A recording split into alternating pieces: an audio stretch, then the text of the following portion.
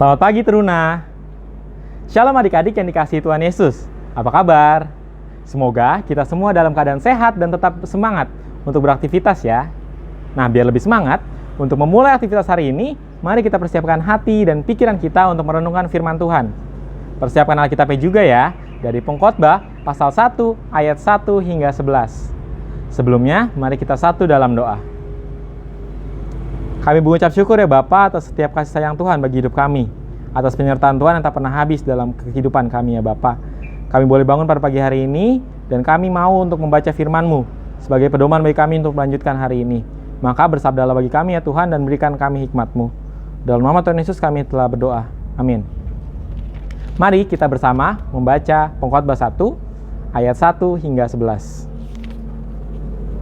LAI memberi judul Segala Sesuatu Sia-sia. Inilah perkataan pengkhotbah, anak Daud, raja di Yerusalem. Kesia-siaan belaka, kata pengkhotbah. Kesia-siaan belaka, segala sesuatu adalah sia-sia. Apakah gunanya manusia berusaha dengan jerih payah di bawah matahari? Keturunan yang satu pergi dan keturunan yang lain datang, tapi bumi tetap ada. Matahari terbit, matahari terbenam, lalu terburu-buru menuju tempat ia terbit kembali.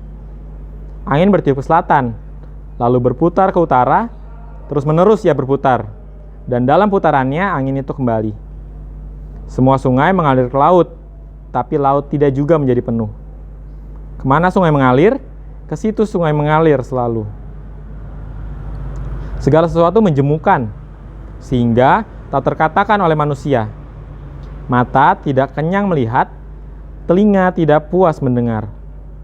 Apa yang pernah ada akan ada lagi, dan apa yang pernah dibuat akan dibuat lagi. Tak ada sesuatu yang baru di bawah matahari. Adakah sesuatu yang dapat dikatakan, lihat, ini baru? Tetapi itu sudah ada dulu, lama sebelum kita ada. Kenang-kenangan dari masa lampau tidak ada, dan dari masa depan yang akan datang pun tidak akan ada kenang-kenangan pada mereka yang hidup sesudahnya. Demikian pembacaan Alkitab. Renungan hari ini diberi judul Tak Pernah Merasa Cukup. Frank Borman pernah menjadi komandan misi pertama keluar angkasa untuk mengelilingi bulan. Ia mengaku tidak pernah terkesan pada apa yang dilihatnya. Perjalanan pulang pergi itu membutuhkan waktu 2 hari penuh. Frank sempat mabuk udara dan muntah. Ia berkata, melayang-layang dalam gravitasi nol memang mengasihkan, tapi untuk 30 detik saja. Sudah itu biasa aja. Dari dekat bulan terlihat tidak menarik, dan permukaannya bopeng-bopeng karena dipenuhi kawah. Awak pesawatnya mengambil foto-foto permukaan bulan, lalu menjadi bosan juga. Frank pergi ke tempat yang tak pernah didatangi orang sebelumnya. Itu pun tidak cukup baginya.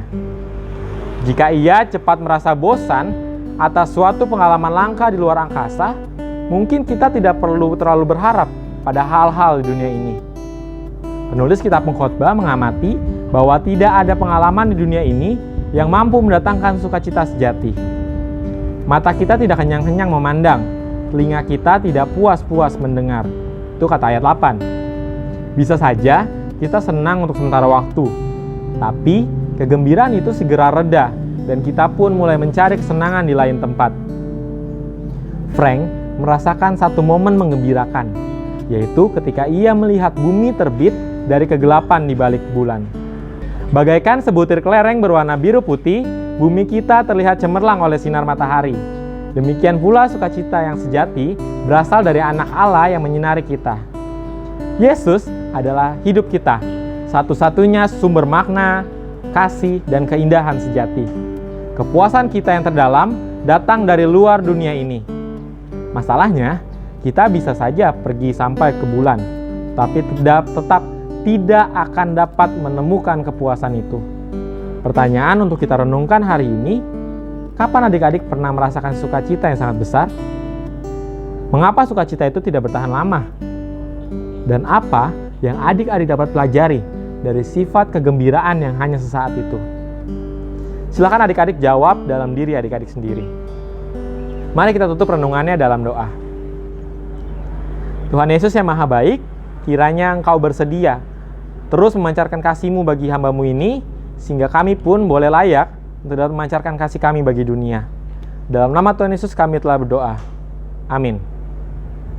Oh ya adik-adik, jangan lupa ya untuk bacaan Alkitab setahunnya. Dari Yesaya 5 dan 6, serta Efesus yang pertama. Sampai jumpa adik-adik, jaga kesehatan dan kebersihan ya. Tuhan Yesus memberkati. Selamat pagi Teruna.